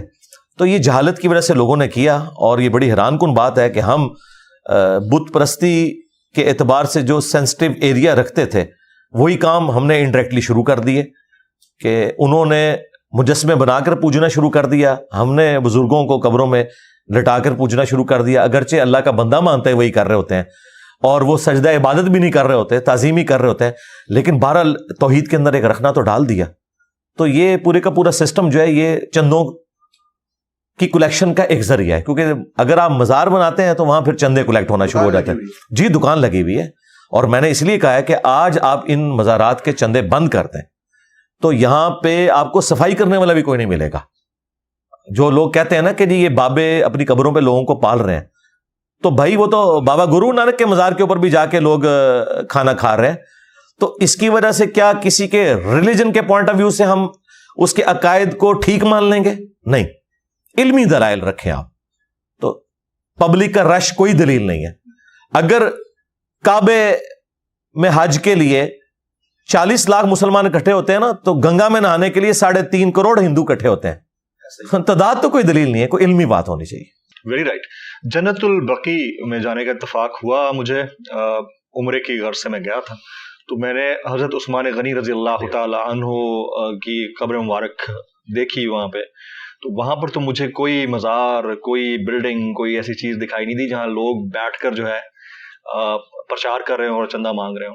तो ये ट्रेंड सिर्फ हमारे साउथ ईस्ट एशिया के अंदर क्यों है? वहाँ भी था, ये तो अल्लाह ताला ने वहाँ पे मेहरबानी फरमाई है। जो ऑटोमन एम्पायर थी, उन्होंने 1517 से लेकर 1917 तक 400 साल तक खाना काबा में 4 मुसल्ले भी डाले हुए थे, 4 फिरकों के नाम के ऊपर, हनफी, शाफी, मालकी, हंबली। एक दूसरे के पीछे नमाज भी नहीं पढ़ते थे। वैसे कहते थे कि चारों अहले सुन्नत के इमाम है, लेकिन एक दूसरे के पीछे नमाज नहीं पढ़ते थे, पैरेलल में जमातें करवाते थे। दूसरा, उन्होंने मज़ारात बनवाए। ये मज़ारात बने हुए थे, लेकिन ये आपकी बात दुरुस्त है, ये नबी इस्लाम, साहबा, ताबईन, तबा ताबईन ने नहीं, बल्कि नबी इस्लाम की वफ़ात के 650 साल बाद ये मज़ारात बनने शुरू हुए। और फिर जब सऊदी हुकूमत आई 1926 के अंदर, उन्होंने आके सारे मज़ारात गिराए और उन्होंने सुन्नत के मुताबिक उसे बहाल किया। मुस्लिम शरीफ में वाज़ेह हदीस है, मैं तुम्हें मना करता हूं कब्रों को पक्का करने से, कब्रों पर बैठने से, मुजावर बन के बैठना भी और डायरेक्ट बैठना भी हराम है, और कब्रों पर इमारत बनाने से। तो इमारतें उन्होंने गिरा दी थी। तो नबी इस्लाम की 3 बेटियां आपकी अपनी जिंदगी में फौत हुई हैं, आपने किसी का मज़ार नहीं बनवाया, सबको सिंपल तरीके से दफन किया। इसी तरीके से मौला अली इस्लाम ने सईदा फातिमा का कोई मज़ार नहीं बनाया। ये बाद में सारे सिलसिले शुरू हैं। और यहाँ पे तो ये सारे सब कॉन्टिनेंट की जो चीज़ें हैं, ये ज़ाहिर है हुक्मरानों ने चूंकि सूफिया को एक मकाम देना शुरू कर दिया था, खुद मज़ारों पे जाके बैठते थे। जिस तरह आपको पता है हमारे मुल्क में पढ़े लिखे वजीर आजम बेनज़ीर भुट्टो, नवाज शरीफ, ये जाके वो बाबे धरके के पास बैठते थे जिसके कपड़े भी पूरे नहीं थे, और बेनज़ीर ने तो वहां तक एक सड़क भी बनवा दी हुई थी। खुद बीबी साहिबा शहीद हो गई, उसके बाद उनका मज़ार बन चुका है, अब लोग वहाँ हाजिरी देते हैं, चढ़ावे जी। और जुल्फ़िकार अली भुट्टो साहब, उनका भी। अच्छा, जरा अब सूदी बैंकारी निज़ाम की तरफ आते हैं। देखें, ये बड़ा इंपॉर्टेंट है, it's very sensitive as well. मेरा अगर एक करंट अकाउंट है, उसमें पैसा पड़ा हुआ है, और जिस तरह हमारी करेंसी डीवैल्यू हो रही है और करंट अकाउंट के अंदर पड़ा हुआ पैसा मजीद कम हो रहा है, Isn't rightly so कि वो पैसा सेविंग अकाउंट में हो, कम से कम वो जो डेप्रिसिएशन है वो डेप्रिसिएशन कॉस्ट इफेक्टिव हो, और उसमें हमारा पैसा जो पड़ा है थोड़ा सा प्रॉफिट मार्जिन के साथ बढ़ जाता है एवरी मंथ या एनुअली, क्योंकि वो सिस्टम ने हमें ऐसा दिया है। अगर सिस्टम ने ना दिया होता तो हम जब एटीएम से पैसे निकालने जाते हैं तो उसकी भी 10 से 15 रुपए फीस पर्ची निकलने की बात आती है, that is counted as an interest. तो अगर इंटरेस्ट है ही सिस्टम का हिस्सा तो हम उसको हराम कह सकते हैं? सबसे पहले तो क्लियर कर लें कि जो एटीएम के चार्जेस हैं वो इंटरेस्ट नहीं है, वो सर्विस चार्जेस हैं। एटीएम की बजाय वहां क्लर्क बैठा होता और आप उसकी खिदमत हासिल करते हैं तो आपने उसके सर्विस चार्जेस तो देने थे, लिहाजा वो इंटरेस्ट नहीं है। इंटरेस्ट की बेसिक डेफिनेशन है पैसे के बदले पैसा। जब सर्विसेज इन्वॉल्व हो जाए या कमोडिटी इन्वॉल्व हो जाए फिर सूद वाला मामला खत्म हो जाता है, आप उसको फिर रिबा नहीं कहेंगे। अब ये जो पैसा डिवैल्यू होने वाला मसला है, तो ये मसला भी तो थर्ड वर्ल्ड कंट्रीज का है ना, यूरोप अमेरिका का नहीं है। अच्छा, कितनी हैरान कुन बात है कि हमारे जो वाइजीन है वो हुक्मरानों को खुश करने के लिए कि कहीं किसी के अंदर कोई तड़प ना पैदा हो जाए सिस्टम को चेंज करने की, वो हमें मीठी नींद सुला देते हैं ये कह के कि आपको गुनाहों की सजा मिल रही है, ये क्यामत की निशानी है। यार, क्यामत की सारी निशानियां पाकिस्तान में पूरी होनी है, यूरोप अमेरिका तो ऊपर जा रहा है, वहां तो क्यामत की कोई निशानी पूरी नहीं हो रही। ये सब के सब ड्रामाबाजी है। ये हमेशा से ये उलमाए सू हुक्मरानों को इस तरह की फ्यूल करते रहते हैं, उनको उठाते रहते हैं ताकि अवाम जो है ना वो मीठी नींद सोई रहे। इसका सोल्यूशन क्या है? सोल्यूशन ये है कि ये जो इंटरेस्ट रेट इस वक्त तकरीबन 22% तक जा चुका है। हाँ जी, मैं समझता हूं ये भी अभी काम है कंपनसेशन के पॉइंट ऑफ व्यू से देखा जाए, क्योंकि 2.5% तो आपने ज़कात निकालनी है साल की, सर वो भी निकालनी है, ऊपर से जो डेप्रिसिएशन है वो सारा कुछ। अच्छा, इसका फिर बेहतर सोल्यूशन ये है कि आप गोल्ड रखें अपने पास। हाँ, गोल्ड रखा जाए, डॉलर्स रखे जाए।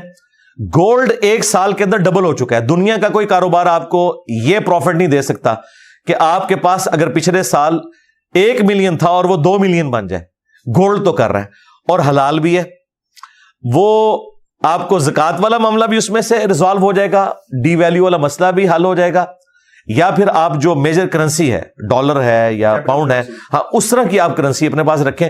لیکن پھر بھی ہم یہ الاؤ نہیں کریں گے. اس کی وجہ یہ ہے کہ اگر کسی شخص کی وقت پہ شادی نہیں ہو رہی تو ہم اسے بدکاری تو الاؤ نہیں کر سکتے, اسے ہم روزے رکھنے کا مشورہ دیں گے جو ہمارے نبی نے دیا ہے. بخاری مسلم میں حدیث ہے, اے نوجوانوں کے گروہ جس میں استطاعت ہو, یعنی وہ فائنینشلی سپورٹ کر سکتا ہو فیملی کو, تو وہ نکاح کر لے, کیونکہ نکاح کرنا آنکھوں کو نیچا رکھتا ہے اور تمہاری شرمگاہ کی حفاظت اور عفت اور عصمت کی حفاظت کا ذریعہ ہے. اور جو نکاح کی استطاعت نہ رکھے اسے چاہیے کہ روزے رکھ کے اپنی شہوت کو ٹھنڈا کرے. تو آلٹرنیٹو سولوشن یہ ہے کہ آپ گولڈ کی شکل میں اپنی سیونگز کو رکھیں. اب آ جاتے ہیں ذرا عذاب قبر.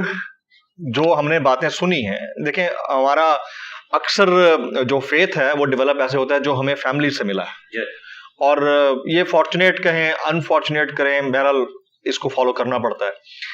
عذاب قبر اور روز محشر پہ ہونے والے حساب کے درمیان کیا فرق ہے اور اس کو کس طرح سے سمجھا جائے؟ دیکھیں اسلام کی روح سے قرآن حکیم میں اللہ تبارک و تعالیٰ نے اپنے جو مجرمین ہیں ان کے لیے عذاب کی 4 قسطیں بیان کی ہیں. سب سے پہلی قسط آئی ہے سورہ السجدہ کے اندر کہ ہم دنیا کی زندگی میں بھی انہیں کچھ تکلیف دیں گے تاکہ یہ ہماری طرف پلٹ آئیں. اس کے لیے عذاب کا لفظ استعمال ہوا, یعنی تکلیف. تو پہلی عذاب کی قسط دنیا میں آتی ہے تاکہ آپ اللہ کی طرف پلٹ آئیں. وہ اللہ تعالیٰ آپ کو ایک موقع پرووائڈ کرتا ہے. اگر آپ نے وہ اویل نہ کیا تو پھر اب دوسری قسط آنی ہے. وہ ہے سورہ المائدہ میں, سورۃ النساء میں, سورۃ الانعام میں اور سورتوں میں, کہ جب باغی لوگوں کی موت کا وقت قریب آتا ہے تو قرآن میں آیا کہ فرشتے ان کے منہ اور پیٹھوں کے اوپر ہتھوڑے مارتے ہیں اور کہتے ہیں نکالو جان اپنی. یہ دوسری قسط ہے جو عذاب کی ہر ایک بندے کو آنی ہے. تیسری قسط ہے جو قبر والی ہے. قبر تو ایک استارہ ہے, اصل میں یہ برزخ ہے, ان سین بیریئر. وہ مٹی کی ڈھیری بھی ہو سکتی ہے, وہ سمندر کا پیندہ بھی ہو سکتا ہے, وہ ایئر کریش میں آپ کی لاش کا ہواؤں میں بکھرنا بھی ہو سکتا ہے, وہ شیر کا پیٹ بھی ہو سکتا ہے. وَمِن وَرَائِهِمْ بَرْزَخٌ إِلَى يَوْمِ يُبْعَثُونَ, سورۃ المومنون کی آیت نمبر 100 ہے. ان کے مرنے سے لے کر قیامت تک ان سین بیریئر ہے. چونکہ عموماً قبر میں دفن کیا جاتا ہے اس لیے قبر کی بات ہوتی ہے, ورنہ یہ برزخ ہے, ان سین بیریئر. اس کا ذکر بھی قرآن میں موجود ہے سورۃ المؤمن میں, جسے سورہ غافر کہتے ہیں, کہ فرعونی صبح و شام آگ پر پیش کیے جاتے ہیں اور پھر جب آخرت کا دن آئے گا تو بڑی آگ پہ پیش کیے جائیں گے. تو یہ تیسری قسط ہے, عذاب قبر کہہ لیں, عذاب برزخ. اور چوتھی قسط ہے جو الٹیمیٹ قسط ہے, وَلِعَوْذُ بِاللَّهِ تَعَالَى اللَّهُمَّ أَجِرْنَا مِنَ النَّارِ, وہ قیامت والے دن جو فیصلہ ہونا ہے. تو یہ 4 قسطیں, چاروں ثابت ہیں, چاروں قرآن سے ثابت ہیں. بخاری مسلم میں عذاب قبر کے اوپر احادیث ہیں. امام بخاری نے باقاعدہ جب صحیح بخاری کے اندر عذاب قبر سے متعلق احادیث لی ہیں کہ قبر میں سوالات ہوں گے اور اسی طریقے سے گناہگاروں پر عذاب مسلط ہوگا اور نیک لوگوں کے لیے آسانی ہوگی, تو اس کی ہیڈنگ میں انہوں نے آیت کوٹ کی ہے سورۃ المؤمن کی, کہ فرعونی صبح شام آگ پر پیش کیے جاتے ہیں. حالانکہ قیامت تو ابھی نہیں آئی ہے, فرعونی پیش ہو رہے ہیں کیونکہ وہ اپنا عذاب کاٹ رہے ہیں. اس میں صرف ایک ایمبیگوٹی آتی ہے کہ ایک بندہ آج سے 10,000 سال پہلے فوت ہوا, ایک بندہ آج فوت ہو رہا ہے, ہو سکتا ہے 500 سال بعد قیامت آ جائے. اس نے 10,500 سال قبر میں گزارے اور اس نے صرف 500 سال گزارے. نہیں, ایسا نہیں ہے. اس کی وجہ یہ کہ اللہ تعالیٰ ایک ہی جگہ پر مختلف لوگوں پر مختلف حالت طاری کر سکتا ہے ایک ہی فریم آف ریفرنس کے اندر. دیکھیں یہ ہمارا خود تجربہ ہے. سخت گرمیوں میں اگر آپ کو ملیریا ہو, 2 رضائیاں بھی اڑا دی جائیں نا, آپ کی ٹھنڈ نہیں ختم ہوتی, اور دوسرے لوگ گرمی سے چیخیں مار رہے ہوتے ہیں. ایک ہی جگہ پر 2 مختلف بندوں پر 2 بالکل 180 ڈگری حالتیں دنیا میں ہم نے طاری ہوتے ہوئے دیکھی ہیں. اللہ تعالیٰ چاہے تو کسی شخص کے 500 سال کو اس کے لیے اتنا لمبا کر دے کہ وہ 10,000 سال کے برابر ہو, اس کے اوپر وہ ٹائم اس طریقے سے گزارے. اور آج تو سائنس کی برکت سے ہمارے لیے میتھمیٹیکل ایکویشنز جو آئنسٹائن نے ڈیولپ کر کے دیں, ہاں جی, المتوفا 1956 عیسوی, ان کے لیے میں نے بولا تھا حافظ اللہ بول دیتے اگر وہ زندہ ہوتے. تو آئنسٹائن نے تو یہ مسئلے حل کر دیے کہ کس طریقے سے ٹائم آپ مختلف جگہوں پر مختلف حالتوں میں گزر سکتا ہے. تو اللہ تعالیٰ تو یہ سب کچھ کرنے پر قادر ہے. اور اللہ تعالیٰ کی صفت عدل الحمدللہ جو خود اس نے اپنے اوپر واجب کی ہوئی ہے, اس حوالے سے وہ انشاءاللہ تعالیٰ اسے ایگزیکیوٹ کرے گا. یہ ہماری فیلڈ ہی نہیں ہے. ہم اس کے اوپر اجمالاً ایمان رکھتے ہیں. اور آخری بات یاد رکھیے گا, یہ عذاب قبر یا عذاب برزخ یہ فزیکل ورلڈ کی چیز نہیں ہے. اس کو آپ کیمرے میں ڈیٹیکٹ نہیں کر سکتے, آواز سے سن نہیں سکتے. یہ ہے عالم الغیب کا ایک وعدہ انسانیت کے لیے, اور یہ ہے عالم غائب. ایک ہے عالم, ایک عالم, یعنی یہ غیب کی دنیا ہے, غائب کی, علم الغیب سے تعلق رکھتی ہے چیز. فرشتے ہمارے ساتھ موجود ہیں. بخاری مسلم میں ہے کہ جہاں قرآن کی مجلس ہوتی ہے فرشتے ڈھانپ لیتے ہیں, لیکن آپ ڈیٹیکٹ نہیں کر سکتے. ہمارے ساتھ فرشتے اٹیچ ہیں, یہ ڈیٹیکٹ نہیں ہوتے. اس لیے قرآن میں ہے کہ ان الذین یخشون ربہم بالغیب, جو بن دیکھے اپنے رب سے ڈرتے ہیں ان کے لیے مغفرت اور اجر عظیم ہے. لہذا سائنس جو ہے فزیکل ورلڈ سے تعلق رکھتی ہے. The knowledge obtained through observations and experiments. تو آبزرویشن میں فرشتہ نہیں آئے گا, ایکسپیریمنٹ میں بھی نہیں آئے گا. ہاں کئی ایسی چیزیں جو ہماری آبزرویشن میں نہیں ہے ایکسپیریمنٹ میں آتی ہیں. الیکٹرانس, الیکٹرو میگنیٹک ویوز, یہ چیزیں ہم نے دیکھی تو نہیں ہے, لیکن آبزرویشن میں اس طریقے سے نہیں ہے, لیکن انسٹرومنٹ میں ڈیٹیکٹ ہوتی ہیں. لیکن فرشتے اس طرح بھی ڈیٹیکٹ نہیں ہوں گے کیونکہ اللہ تعالیٰ نے پردہ رکھا. اسی سے ریلیٹڈ پھر ایک اور چیز, کچھ اور چیزیں بھی انسٹرومنٹ میں ڈیٹیکٹ نہیں ہوتی. اب تو خیر ایسے انسٹرومنٹ آ گئے ہیں جس سے ان کی چال یا ان کا وہاں موجود ہونا, یعنی جنات کا, وہ ثابت ہوا ہے. بہت سارے پروگرام جس کے اوپر ہو رہے ہیں انٹرنیشنلی بھی, کہ جنات کا وجود اب بھی ہے 21ویں صدی کے اس 2023 کے اندر بھی ہے. یہ لوگ سوال کرتے ہیں. جی ہے وجود. اب جنات والا معاملہ بھی یہی ہے کہ اگر وہ کوئی ایسا سمٹم دے کے جائیں, جی ان کی فیمیلز ہوتی ہیں نا, ہاں جی فیمیلز ہوتی ہیں, تو وہ چڑیلیں ہوتی ہیں, پریاں نہیں ہوتی ہیں.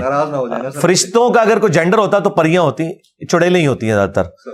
تو لیکن جنات کے اندر بھی اہل ایمان بھی ہیں, ان کی جو فیمیلز ہیں ان کو آپ پریاں کہہ سکتے ہیں, باقی میجورٹی ان کے اندر باغی ہیں. جنات کا جو معاملہ ہے نا جی, اگر وہ خود کوئی سگنل دے دیں, انسانی شکل میں بھی آ سکتے ہیں, اسی طریقے سے کسی جانور کی شکل میں بھی آ سکتے ہیں. یہ تو احادیث موجود ہیں بخاری مسلم میں. جب تک وہ خود سگنل نہ دیں آپ اس کو اس طریقے سے ڈیٹیکٹ نہیں کر سکتے. وہ میں دیکھتا رہتا ہوں پروگرام, الیکٹرو میگنیٹک ویوز کے ذریعے وہ اس کو ڈیٹیکٹ کرتے ہیں کہ جی یہاں پہ کچھ ہوا.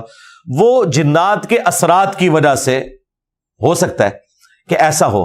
باقی فی نفسی جن کو ڈیٹیکٹ کرنا ابھی تک ہمارے علم میں تو کوئی ایسی چیز نہیں آئی ہے. باقی چونکہ قرآن و سنت نے اس کے حوالے سے کوئی اس طرح کی گائیڈ لائنز ہمیں نہیں دی ہیں کہ یہ کوئی غائب سے تعلق رکھتی ہیں چیزیں. غائب سے جو چیز تعلق رکھتی ہے نا وہ فرشتے ہیں, عذاب قبر ہے اور آخرت ہے. اس میں جنات کا ذکر نہیں. این ممکن ہے کہ ایسے انسٹرومنٹ بن جائیں کہ آپ جنات کو ڈیٹیکٹ کر لیں, یہ پاسبل ہے. یہ علم غیب سے تعلق نہیں رکھتی چیز. رائٹ. بہت سارے واقعات میرے ساتھ بھی ہو چکے ہیں. کبھی انشاءاللہ نشست نیکسٹ رہی تو میں اس کے اوپر اسپیشلی آپ کے ساتھ ڈسکس کروں گا کہ میرے ساتھ جو ہیپننگ ہوئی ہے, کیونکہ کچھ ہانٹڈ پلیسز ہوتی ہیں, وہ میں آپ کے ساتھ کبھی ضرور شیئر کروں. آپ کے ساتھ جو کچھ ہوا وہ تو ہم نے ٹی وی میں دیکھا تھا. وہ جنات نہیں, اچھا وہ خلائی مخلوق تھی. ٹھیک ہے. اگر اب خواتین, یہ کاٹنا نہیں اس میں سے, یہ میرا سینس آف ہیومر ہے. یہ جائے گا, یہ جائے گا ایز اٹ از جائے گا. ٹھیک ہے, ہم آپ سے پوچھ کے آپ کو دکھائیں گے پرومو والے. اچھا جی, طلاق کی شرح میں مسلسل اضافہ ہو رہا ہے پاکستان, اور اب اس حد تک ہو گیا کہ بچیاں جاتی ہیں شادی کے لیے تو وہ ظاہر ہے مردوں کا بھی عمل ٹھیک نہیں ہوگا, کہیں نہ کہیں ان کی بھی غلطی کمی کوتاہی ہوگی, لیکن یہ فیشن بن چکا ہے کہ ڈیورس ہو گئی ہے تو اس کو بڑا فخر سے پیش کیا جاتا ہے میں نے جان چھڑا لی. یہ کس طرح کا, یہ شریعت کیا کہتی ہے؟ دیکھیں جی, شریعت تو یہ کہتی ہے, ابو داؤد میں حدیث ہے کہ حلال چیزوں میں اللہ تعالیٰ کو سب سے ناپسند طلاق ہے. حلال اس لیے کہ بعض اوقات جینوئن ضرورت ہو جاتی ہے, یعنی مرد جو ہے بالکل ظالم ہے, عین ممکن ہے کہ روئی نکال رہے اس بیوی کی, اسے اتنا مارے قتل کرتے, یا وہ نہ مرد ہے, اس طرح کا بھی ایشو ہو سکتا ہے. طلاق اتنا سینسٹیو ایشو ہے کہ صحیح مسلم میں حدیث ہے کہ شام کے وقت شیطان جو ہے وہ روزانہ میٹنگ کال کرتا ہے اور اس کا تخت پانیوں پہ لگا ہوا ہے, جو بعض ماڈرن اسکالرز نے کہا کہ عین ممکن ہے یہ برمودا ٹرائنگل پہ لگا ہو. بہرحال وہ اپنے سارے چیلوں کو اکٹھا کرتا ہے, وہ اسے رپورٹ دیتے ہیں. کوئی کہتا ہے آج میں نے فلاں شخص سے چوری کروائی, فلاں سے بدکاری کروائی. شیطان کسی کے گناہ کے اوپر خوشی کا اظہار نہیں کرتا. جب ایک چیلا اسے آ کے بتاتا ہے آج میں نے میاں بیوی کے درمیان علیحدگی کروا دی, وہ اسے گلے لگا کے ملتا ہے کہ اصل کام تو نے کیا ہے, کیونکہ یہ خاندانی نظام تو میاں بیوی کے رشتے کے اوپر ڈیپینڈنٹ ہے. یہ بریک ہوگا تو پھر اولاد بھی جو ہے وہ معاشرے کے لیے ناسور بن جائے گی. تو اسلام میں طلاق تو آخری درجے تک اوائڈ کی گئی ہے جی. بخاری مسلم میں حدیث ہے کہ عورت ٹیڑھی پسلی سے پیدا ہوئی ہے. یہ اس کے لیے نیگیٹو بات نہیں ہے بلکہ بلٹ ان اس کی کمزوری بتائی گئی ہے. اس سے نفع حاصل کرو, اس سے سیدھا کرنے کی کوشش نہ کرو. سیدھا کرتے ہوئے اسے توڑ بیٹھو گے اور اسے توڑنا, اسے طلاق دینا ہے. مسلم شریف میں حدیث ہے کوئی بھی مؤمن اپنی مومنہ بیوی سے بغض نہ رکھے. بخاری مسلم میں حدیث ہے میں اپنی وفات کے بعد سب سے بڑی آزمائش تمہارے لیے تمہاری بیویاں چھوڑ کے جا رہا ہوں, تمہاری عورتیں ہیں, ان کے ساتھ حسن سلوک کرنا ہے. حتیٰ کہ بخاری مسلم میں ایک سفر میں نبی الاسلام عورتوں کا جو قافلہ تھا وہ اس کو جو ہانک رہا تھا نا, اس کو آپ نے فرمایا کہ آہستہ ہانکو, شیشیاں ہیں کہیں ٹوٹ نہ جائیں. یعنی اتنی رسپیکٹ والا معاملہ. خود نبی الاسلام بیٹیوں والے تھے جی, سیدھی سی بات ہے.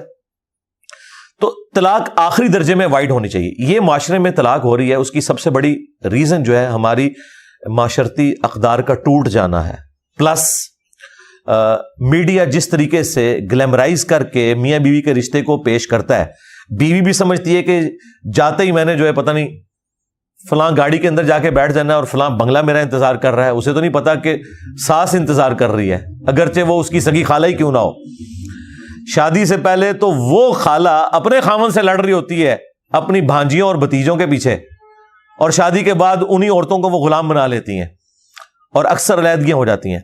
دوسری بڑی ریزن جو ہے وہ اکانومی ہے جی, سیدھی سی بات ہے. جب گھر میں پیسہ نہیں ہوگا نا تو لڑائی جھگڑے ہوں گے. آپ نے تیسری ریزن کے اوپر روشنی ڈالی سر, وہ بھی بڑی امپورٹنٹ ہے, اور وہ ہے عشق ممنوع.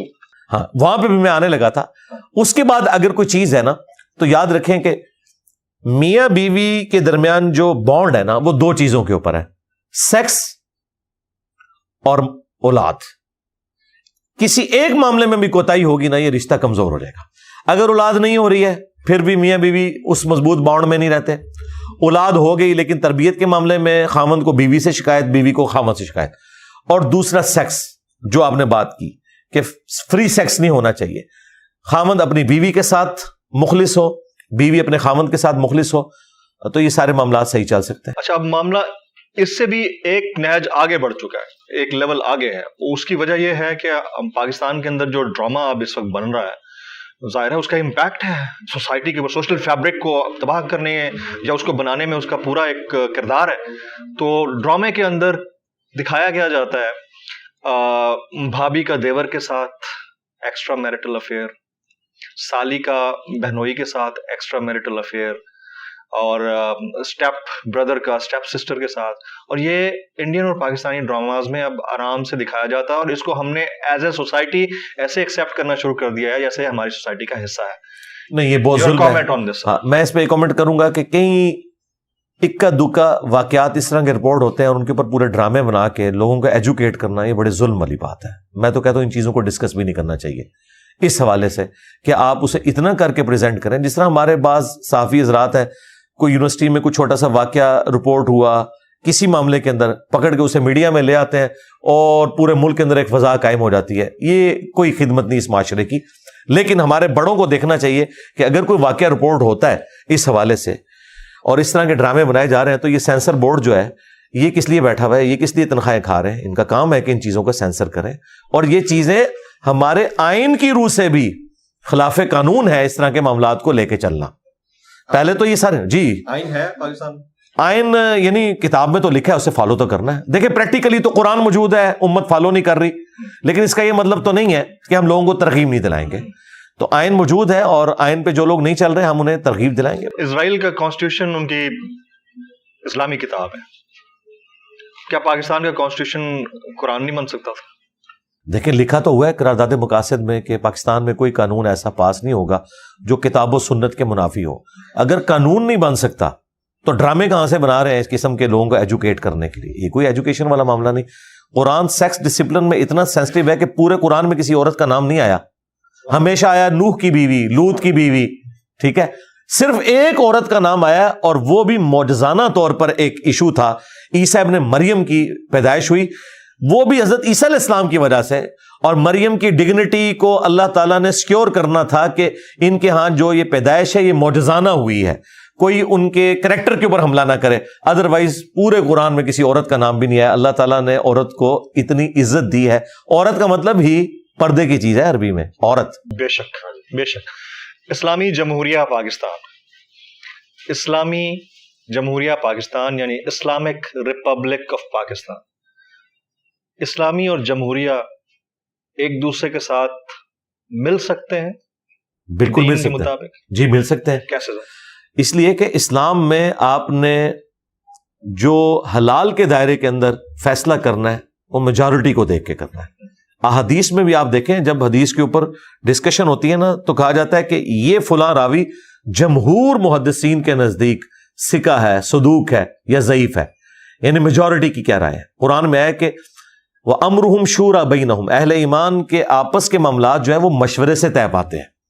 نبی علیہ السلام بھی صحابہ کرام سے مشورہ لے کے چلتے تھے، حالانکہ آپ کو وحی کی تائید بھی حاصل تھی، پھر بھی آپ مشورے کو لے کے چلتے تھے. تو جمہور کی رائے دیکھی جائے حلال کے دائرے کے اندر. حرام کے معاملے میں چاہے علماء کے ہیں چاہے اسکالرز کے ہیں، اگر قرآن کی روح سے سنت کی روح سے کوئی چیز حرام ہے نا اس کو کسی کی رائے حلال نہیں کر سکتی. ایک گورا ہے، اس نے کتاب لکھی ہے the dark side of democracy. اس کے اندر وہ لکھتا ہے کہ جمہوریت اکثریت کی آمریت کا نام. تو یہ کیا چاہتے ہیں کہ ایک بادشاہ ہمارے اوپر مسلط ہو جائے جو ہم سے فریڈم آف ایکسپریشن چھین لے. مجھے بتائیں آج کے اس ماڈرن دور کے اندر جو یورپ اور امریکہ ایک آسودہ حال زندگی وہاں پہ لوگ انجوائے کر رہے ہیں، یہاں تک کہ وہ مولوی جو ان ملکوں میں جانے کو حرام کہتے ہیں ادھر سے آئے ہوئے ڈالروں کے اوپر اپنا گزارا کر رہے ہیں، اور ان کا ویزا آج لگائیں تو وہ محفل نعت کے لیے بھی تقریر کرنے بھی وہاں پہنچ جاتے ہیں. اور اس سے بڑھ کر جب انہیں دوسرے مولویوں سے جان کا خطرہ ہوتا ہے تو جان بچانے کے لیے وہ ملکوں میں جاتے ہیں، اور اسے کہتے ہیں اسلامی ملک اور انہیں کہتے ہیں غیر اسلامی ملک. بھائی یہ مسلمان ملک ہے، وہ اسلامی ملک ہے جہاں پہ جسٹس ہے، انصاف ہے. ٹھیک ہے، چند ایک چیزوں پہ آپ کا اختلاف ہے نا. تو میرے بھائی یورپ نے یہ سب کچھ جو حاصل کیا ہے نا اسی ڈیموکریسی کی برکت سے بیسک ہیومن رائٹس حاصل کیے ہوئے ہیں. اب اگر آپ نیگیٹو چیزیں نکالیں گے اس کی تو یہ کیا ہمارے اوپر بادشاہ مقرر کرنا چاہتے ہیں کہ وہ مرتے ہوئے اپنے بیٹے کو مسلط کر دے اور وہ مرتے ہوئے اپنے بیٹے کو مسلط کر دے اور لوگوں کی زبانیں کھچوا دے؟ تو ہم تو اس قسم کی چیز نہیں چاہتے. ہم چاہتے ہیں کہ فریڈم آف ایکسپریشن ہونا چاہیے. بادشاہ تو ہمارے اوپر مسلط ہے نا، سعودیہ کے اندر تو کنگڈم ہے. تو کنگڈم ہے نا، وہ تو ڈیموکریسی نہیں ہے نا، تو ہم اسے ڈیموکریسی نہیں مانتے. اسی کی بات کر رہا ہوں جی ڈیموکریسی نہیں ہم مانتے. تو انہیں کو کرتے ہیں. نہیں ہم تو نہیں فالو کرتے بالکل نہیں، وہ تو آمریت ہے، ڈیموکریسی تو نہیں ہے وہ. ہاں جی، یہ تو دیکھیں انہوں نے تو نام ہی سعودی عرب رکھ دیا. میں تو اس نام کے بھی حق میں نہیں ہوں. حرمین کہنا چاہیے، حرمین. ہاں اپنا نام تو انہوں نے رکھا ہوا ہے، خادم حرمین الشریفین. سعودی تو ایک خاندان تھا سعود جس کے ساتھ انہوں نے منسوب کر دیا ہے اتنی بڑی سرزمین کو، صرف اس لیے کہ اس قبیلے نے اسے سلطنت عثمانیہ کے ساتھ جو معاملات ہوئے جب وہ فرسٹ ورلڈ وار کے بعد کمزور ہوئی تو یہ علاقہ ان کے پاس آ گیا. اس وجہ سے میں تو اس نام کے بھی خلاف ہوں، حرمین ہی کہنا چاہیے. اسی سے کنیکٹڈ ایک اور سوال، دین اسلام میں بہتر درجہ سیاست کا ہے یا خلافت کا ہے؟ سیاست تو ایک ورسٹائل ٹرم ہے، خلافت اس کا حصہ ہے. یعنی آپ یہ پوچھیں کہ اسلام میں جو طرز سیاست ہے وہ خلافت ہے یا کنگ شپ ہے یا ڈیموکریسی ہے، تو ہم یہ کہتے ہیں کہ ڈیموکریسی خلافت کی ہی ماڈرن فارم ہے. اس زمانے میں چونکہ قبائلی سسٹم تھا، یہ جو کہتے ہیں نا جی چند بڑے اصحاب تھے ان سے مشورہ کیا جاتا تھا، بھائی وہ بڑے اصحاب ایک بندہ نہیں ہوتا تھا. اگر سیدنا علی مشورے میں شامل ہیں تو پورے کا پورا بنو ہاشم کا قبیلہ اس کا وہ ریپریزنٹیٹیو ہے، جس طرح ہمارے پورے شہر کا ریپریزنٹیٹیو ایک MNA بن کے جاتا ہے. ٹھیک ہے، وہ قبائلی سسٹم میں تو یہی ہوگا کہ ایک قبیلے کا سردار وہ رائے دے گا. کیوں کہ وہ سردار خود ڈیموکریسی سے چوز ہوا ہے. وہ اس طرح چوز نہیں ہوا کہ باپ کے بعد بیٹا اور بیٹے کے بعد پھر اس کا بیٹا، اس طرح نہیں ہے. وہ پورے ایک کرائٹیریا سے نکل کے اوپر آیا. تو ظاہر ہے کہ وہ آلریڈی ایک ڈیموکریسی سے اوپر آیا ہوا ہے. یہاں پہ بھی آپ دیکھیں ہمارے MNAs جب جاتے ہیں تو وہ جا کے سلیکٹ کرتے ہیں. باقی ظاہر ہے اس کا ایک جو ڈارک پہلو ہے کہ یہاں پہ ٹرو ڈیموکریسی کبھی آنے ہی نہیں دی، اور اس کی وجہ سے آج ہم یہ خاری کاٹ رہے ہیں. اور جن ملکوں کی ہم مثالیں دیتے تھے وہاں تو میرے بھائی وہاں تو کسی کی ضرورت نہیں، وہاں تو نہ کسی کو آرمی چیف کا نام پتا ہوتا ہے، نہ IG کا نام پتا ہوتا ہے. ٹھیک ہے، نہ انہیں اپنے کسی ایجنسی کے چیف کا نام پتا ہوتا ہے. ایون چیف جسٹس کا نام بھی بڑے کم لوگوں کو پتا ہوتا ہے. اور یہاں جو 9 کا خبر نامہ ہے وہ انہی لوگوں کے گرد گھومتا ہے. عوام کی تو خبریں اینڈ پہ جا کے آتی ہیں. ٹھیک ہے، تو یہ ڈیموکریسی جو ہے طرز سیاست خلافت والا ہے. ماڈرن دور میں ڈیموکریسی ہی اس کے قریب ہے، لیکن اس سے مراد میں اسلامک ڈیموکریسی جو ہمارے استاد ڈاکٹر اسرار صاحب کہتے تھے کہ حلال کے دائرے کے اندر. حرام کے معاملے میں آپ نے ڈیموکریٹک ویلیوز کے اعتبار سے اس کو نہیں دیکھنا بلکہ قرآن و سنت کو دیکھنا ہے. ہاں اس کو میں مثال سے کہتا ہوں کہ ہم نے افطار پروگرام رکھا تو یہ حلال کام ہے. اب افطار کے اندر کھجور سرو ہوگی, جامع شیری ہوگا, روح افزا ہوگا یا سادہ پانی ہوگا, اس میں ڈیموکریسی ہوگی. اور نبی الاسلام بھی یہی کرتے تھے کہ بتاؤ میجورٹی کی کیا رائے ہے. جس طرح غزوہ احد میں نبی الاسلام کی اپنی رائے نہیں تھی کہ ہم مدینے سے باہر نکلیں اس طریقے سے, لیکن میجورٹی کی رائے تھی نہیں ہم تو شہید ہونے کے لیے. نبی الاسلام نے ان کی بات مانی, اگرچہ اس کا نقصان اٹھانا پڑا, لیکن بہرحال نبی الاسلام نے جمہور کی رائے کو اہمیت دی. جی انجینئر صاحب, آپ سے متعلق ایک خاص مکتبہ فکر, یہ میرا آخری سوال ہوگا, وہ پروپیگیٹ کرتا ہے. میں لفظ پروپیگیٹ اس لیے استعمال کرتا ہوں کیونکہ میں نے تو آپ کو سنا, مجھے تو ایسا کوئی امپریشن نہیں ملا. وہ یہ کہتے ہیں کہ آپ قادیانیوں کے لیے خاص سمپتی رکھتے ہیں. Is that rightly so یا واقعی پروپیگیشن ہے آپ کے اگینسٹ؟ میں دنیا کے ہر انسان کے لیے ہمدردی کا جذبہ رکھتا ہوں جتنا مجھے دین نے کہا ہے.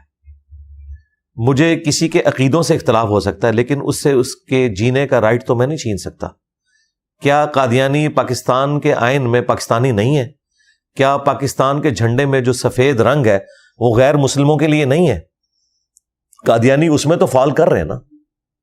ہاں جو شروع میں اسلام چھوڑ کر قادیانیت میں گئے, شروع میں پاکستان بننے سے پہلے کی بات, ان کے اوپر تو کوئی مرتدین کا حکم لگ سکتا تھا, اور وہ بھی حدود و قیود کے ساتھ ہے, اگر خلافت کا نظام ہو, پورا ایک سسٹم ہو اس کے تحت. آج جو لوگ نسلاً قادیانی ہیں وہ تو نان مسلم ہیں. ہم نے ان کے سامنے اسلام کی دعوت رکھنی ہے تاکہ آپ نان مسلم لکھتے نہیں, وہ نہیں لکھتے, لیکن قانوناً ہم نے ان کو ڈکلیئر کیا ہے, اور ہم شناختی کارڈ میں انہیں مسلمان نہیں ڈکلیئر کرتے, اس لیے تو وہ حج عمرے کے لیے نہیں جا سکتے.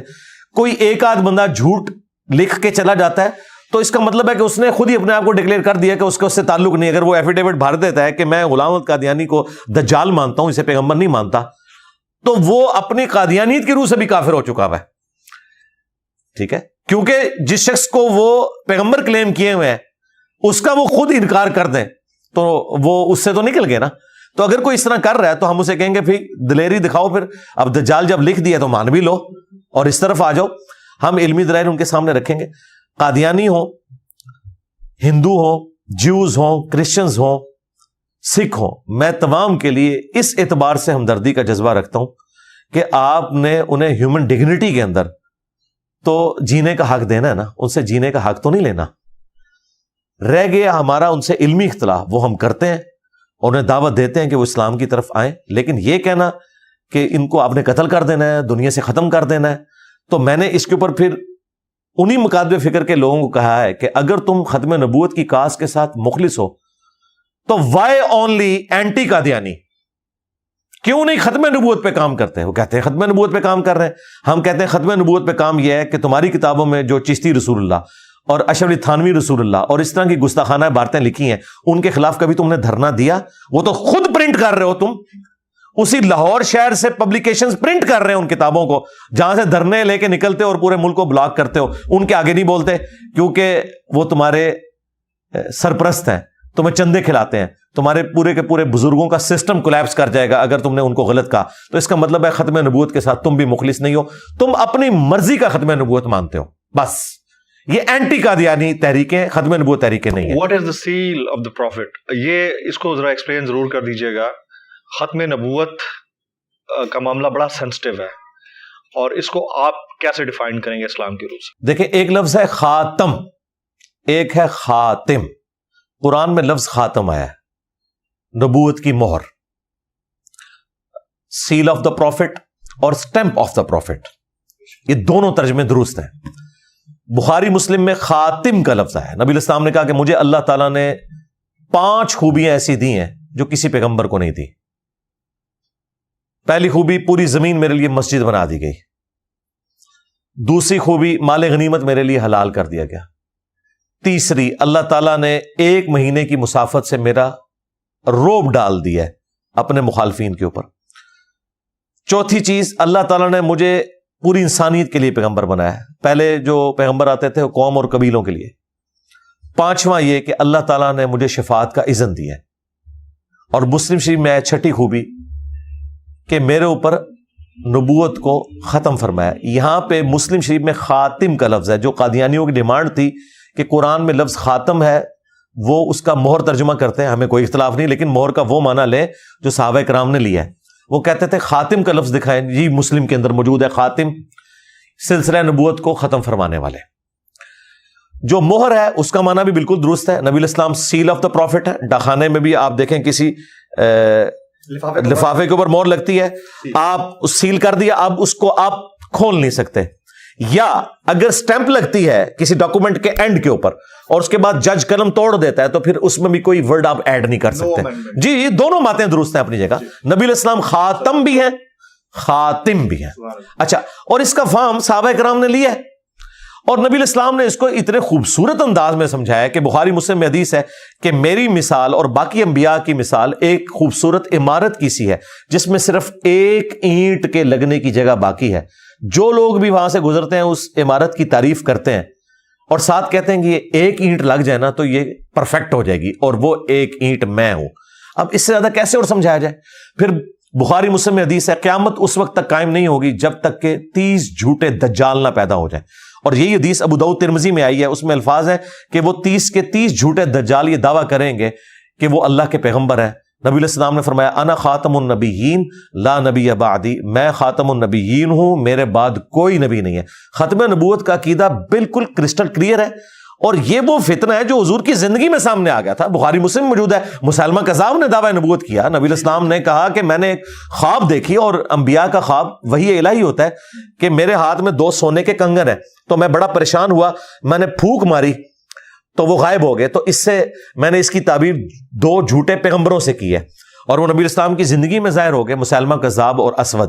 اور مسلمہ کذاب نے تو باقاعدہ ایلچی بھیجا, بخاری مسلم میں آتا ہے. نبی علیہ السلام نے فرمایا کہ اگر یہ نارمز نہ ہوتی ایلچی کو قتل کروانے کی تو میں اسے قتل کروا دیتا. اس نے کہا کہ آپ میرے ساتھ نبوت شیئر کر لیں, تو نبی علیہ السلام نے کہا کہ نبوت میں میرا بھی اختیار نہیں ہے, تو اللہ تعالیٰ کا اختیار ہے. ٹھیک ہے, تو یہ الحمدللہ ختم نبوت کا عقیدہ بالکل کلیئر ہے. قادیانیوں کو جس طریقے سے ہماری بعض تنظیموں نے, مرزا غلام احمد قادیانی آپ کی نظر میں دجال ہے؟ جی دجال ہے, جی بالکل دجال ہے, اس میں کوئی شک نہیں ہے. وہ 30 دجالوں میں سے ایک دجال ہے. بہت شکریہ جناب انجینئر مرزا صاحب, آپ نے ہمارے یہ وقت نکالا. آپ سے گزارش ہوگی ایک چھوٹا سا, میرے یوٹیوب چینل کو لوگ سبسکرائب کریں اور بیل آئیکن ضرور ہٹ کریں آپ کی محبت کے توسط سے. جی جو یہ کہہ رہے ہیں وہ آپ کر گزریں. Thank you very much. بہت شکریہ.